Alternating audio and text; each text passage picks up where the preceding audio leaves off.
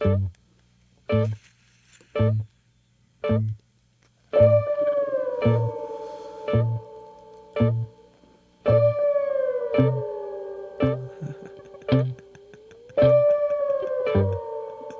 is Q with thisisrnb.com, and we're giving you our top 10 scariest Halloween R&B themed songs. Coming in at number 5 is Somebody's Watching Me by Rockwell. I always feel like somebody's watching me, and I have no privacy. Oh, I always feel like... Oh my gosh, I love this song. As a kid, this song truly had me scared. Yes. I was like, somebody's watching me, right?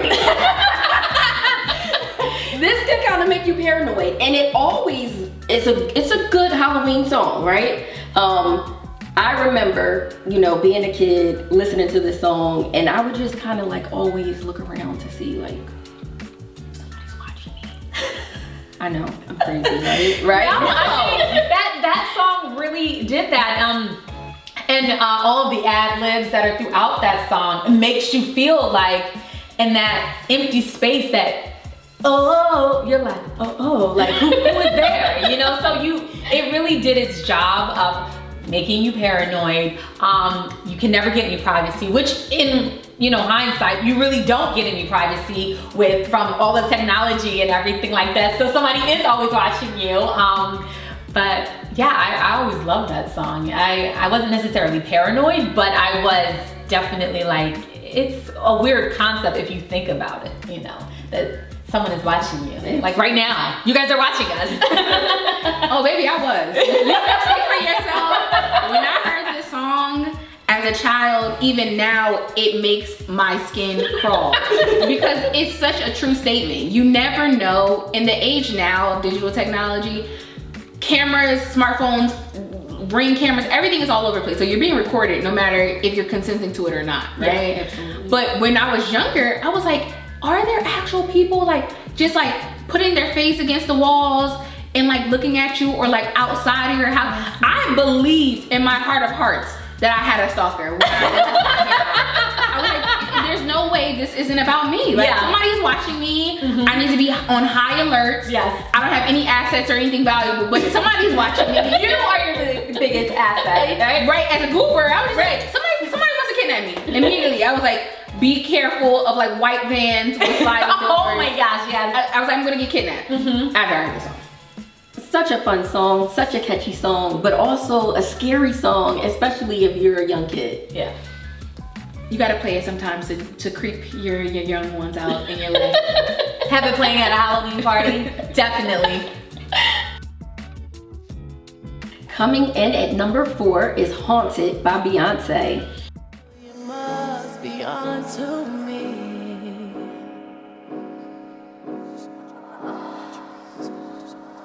My honey love. What do you guys think about this one being number 4? Listen, the Beehive is already, I'm walking on eggshells with the Beehive. Listen, don't play with I am the Beehive. Don't play with us. So I think at number 4 is a great spot. I think that Beyonce never truly steps into her kind of spooky, haunted or mystified eras, but she does do something very well. And Haunted is one of those things where she really is able to make you feel something. And even the album itself, but this particular song, I think is when the first time I looked at Beyonce and I said, you know what? She is not this unattainable, this person. She's actually a real human underneath it all, and she feels how we feel. Because I think this is the first time I listened to her and I was like, this could be something that's really happening to her. And she has to mask it because we see her as the superstar that she is, rather than the person underneath all of that smoke and mirrors. So at number 4, I think it's perfect because Beyonce doesn't belong anywhere underneath number 5. Definitely, she always belongs at number 1 in my book. But however, I do believe that I feel like this is a good spot for her at number 4. Just thinking overall, being as though this is Halloween themed songs and videos, it was very creepy. It was very kind of disturbing to watch, and because it was a whole collective piece, you can't just kind of take one song and just look at it as a single project, you know. So it's like as a collective whole piece, it's not about Halloween or anything like that. But this particular song, it feels right on the list at number 4. Absolutely, I totally agree with that. See, the thing about Beyonce is that she does not miss. Never. She does not miss, okay? So whatever she touches, she's gonna do a great job with, and she did that with this song as well. So coming in at number 3, can you ladies guess what's number 3? I can't. Off the Wall by Michael Jackson. Oh my god. Of course. That makes sense.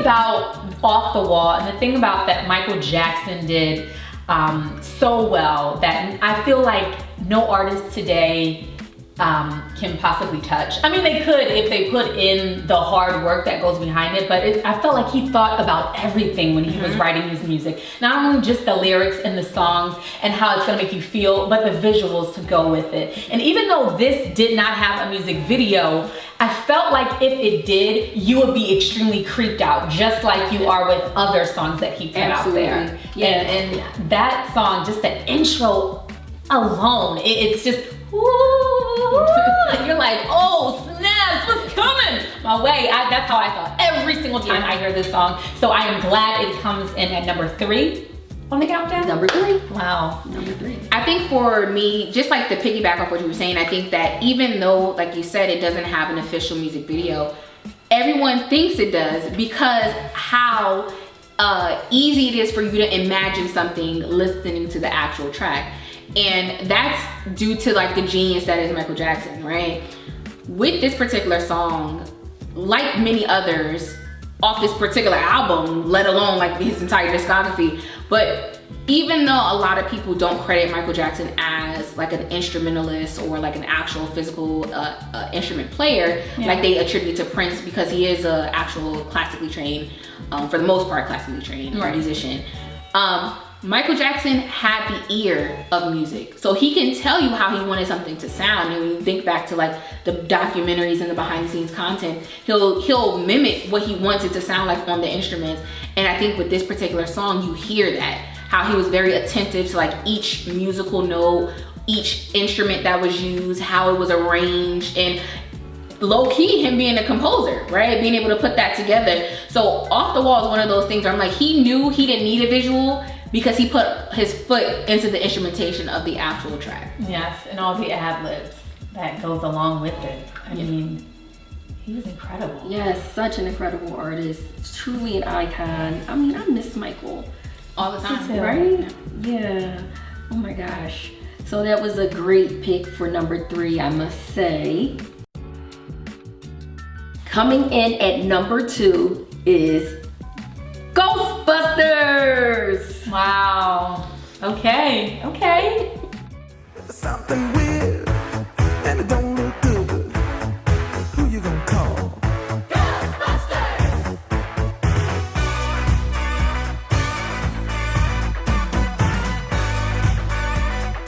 I ain't afraid of no ghosts.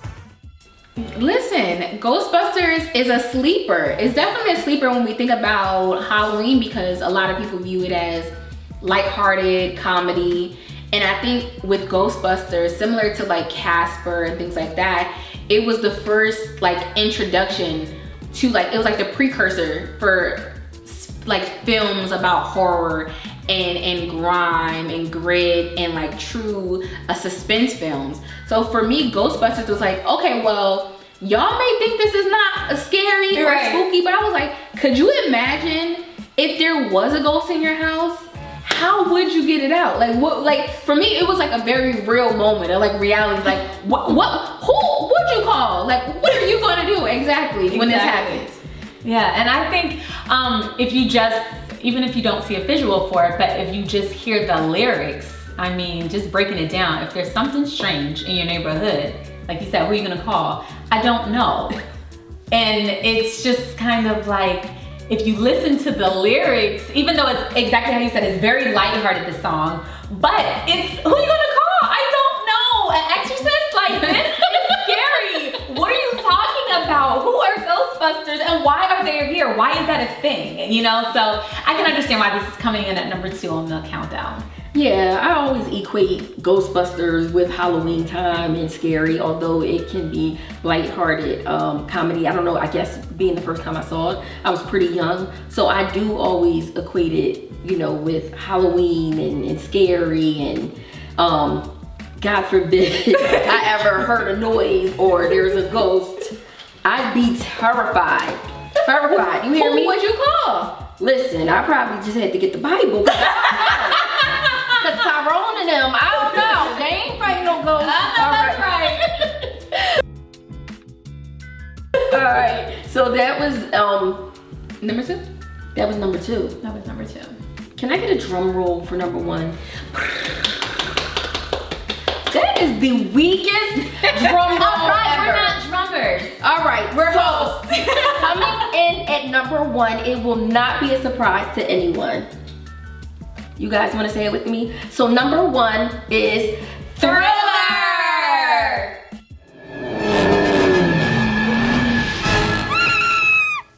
What's the problem? Come on, I'll take you home.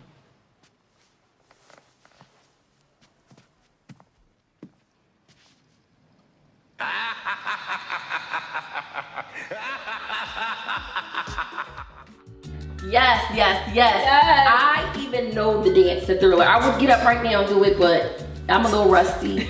I learned that back in high school. But that was scary. I remember watching the video because you know it stops like halfway through and then it's like everybody's coming up out of the grave. It was like really scary. I would watch that with my cousins when we would have the lights off and everybody's eyes were glued to the table, but it was just, wait, and then he turns into, what is that, a werewolf? A werewolf. A werewolf. Now that I'm thinking about it even more, I'm getting scared all over Listen, again. I just had chills. So as you were talking about it, you were taking me back to when I was a kid. I could not even listen to the song. When this song, I mean, everyone knows this is my sister. When the song would come on, I could be like, la la la. As soon as that song came on, like you said, our Aunt Judy, God rest her soul, she would play it every Halloween and it was like, come on, you know that I am afraid of this. Why are you torturing me? She would put it on and as soon as I heard that little, the beginning intro, not even the full intro, it was just like that first little thing and I was like, oh, no, out, crying, like full on crying. And I just remember like, oh my gosh, at the time I couldn't appreciate it. Because I was like, Michael Jackson, I love you. Like, I'm going to marry you. I'm going to be Mrs. Jackson. But how could you do this to me? How could you make something so scary? Yeah. It made me afraid to go to the movie theater because I was like, what's going to happen? You were afraid to go to the bathroom. I know, but still, that made it even worse. I was like, someone's gonna come, they're gonna come up out of the woodwork, even though we didn't have wood, we had carpet, but I just was afraid that they were gonna just come, and I was so afraid. It was such a scare. That just tells you that he did an amazing job, and the fact that he used, I can't even think of the actor's name right now, but I think it was for, oh my gosh, what was the name of that show? Was it, The Twilight Zone. I think that was the host for The Twilight Zone, just using his voice and then that horrible laugh. Yes. Oh my God. I was like, no, if you're laughing creepy like that, you are crazy and you are probably a zombie and you're gonna eat me and you're all gonna dance. And I had 2 left feet at the time, so I really was scared, like they're gonna dance, have a dance off, and I can't compete. I'm done. This is triggering and traumatizing. It's such a genius. Yes. Such a genius. I think that there is no holiday that Michael Jackson is not a part of when we talk about like top 10s. And Thriller was like the catalyst for that. For me, it wasn't much so that I was afraid. I was just like, damn, how can somebody be so talented? I was like, how are you even sexy as a werewolf? Like, am I attracted to you right now? I was confused. And then for me, the legacy of this song is what's always so imperative that we need to discuss each year, is because recently, you know, Offset did a video paying homage to this actual sequence in the actual Thriller video. And then we see every year someone dresses up as the character that he plays in this video. That leather jacket and them high water pants and the slick back S curl, like there is always a reference to Michael Jackson in Thriller somewhere in pop culture, right? It's just a staple at this point. For me, the reason why I love this particular song in the video is because it set the standard. Like, if you're going to actually go into prosthetics and blending music videos with cinematography treatments and doing choreography, you're gonna have to match this. Like, can you match Thriller? If not, don't attempt to do it. Yeah. Right? Yeah. He definitely set the bar high. Absolutely. And I feel like that's why it comes in at number one. No one has ever been able, who knows what the future brings, but so far what we are presented with, no one has ever been able to take that slot from him. Absolutely. At all, not even close. And how long ago was that song? Woo! In the 80s? Yeah. And here we are 2023, and no one has been able to come close to it. And even if you think of the top 3 that we had, he had something to do with it. The top 5, actually. Influence. Right. Someone's watching me, Off the Wall, and, you know, Thriller. I mean, talk about an incredible artist. He lives on. No. We all want something weird. Oh! And It's just a thriller tonight. Yes, thank you so much for spending this time with us and counting down our scariest top 10 R&B songs of all time. So be sure to tell us in the comment section if there are any songs for honorable mentions that could be added to our R&B Halloween list. We thank you for your constant support. Be sure to share and visit thisisrnb.com for more.